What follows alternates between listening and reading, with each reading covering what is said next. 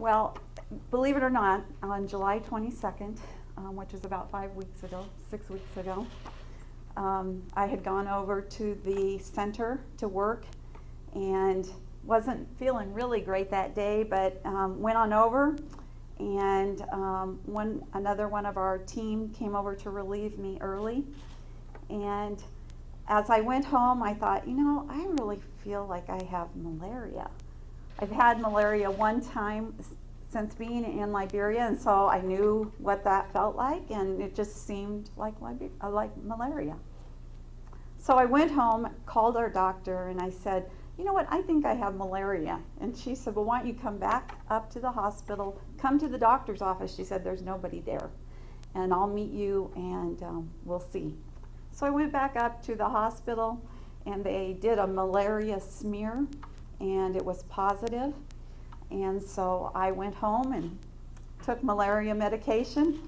And with malaria, you're really tired. And so for the next few days, just really, really rested. And then on Saturday, after the malaria medication had been completed, I was still not feeling really great and running a fever. And the doctor came in and she said, Nancy, she said, we know you don't have Ebola. You have no other symptoms except this fever. And she said, but we're going to take the Ebola test just to make sure and to set everybody's mind at ease. So I said, fine.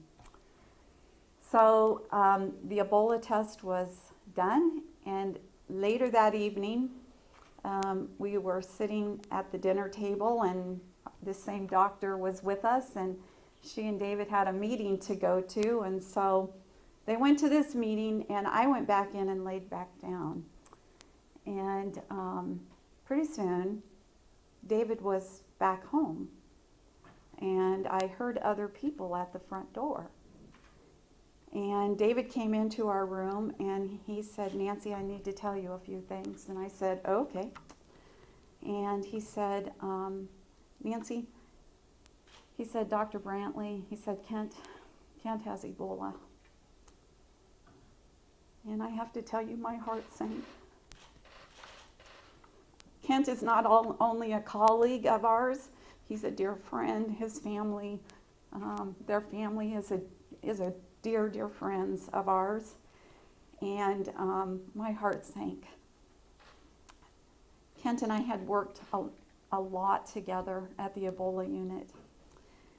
And then David said to me, he said, Nancy, I also need to tell you that you have Ebola. And I got up out of bed, and as I got up out of bed, David came towards me to give me a hug and to put his arms around me. And I knew how dangerous that was. And so I said, no, just no. And I said, David, it's going to be okay. It's really going to be okay. And I said, you know what? There are people at the front door. I think we need to go to the front door. So I went to the front door, and our doctors were standing there. And their comments were, Nancy, we're so sorry. We're so sorry. And my same words to David came out of my mouth again. It's going to be okay. It's going to be okay. I had no clue what was going to happen. Of course, I knew what the outcome could be. And yet, there was no fear. There was just this sense of the Lord's peace and presence with us. And I thought, whether I live or whether I die, it's going to be okay. It's going to be okay. So at that point, I went back in and laid back down, and that's how I received the news.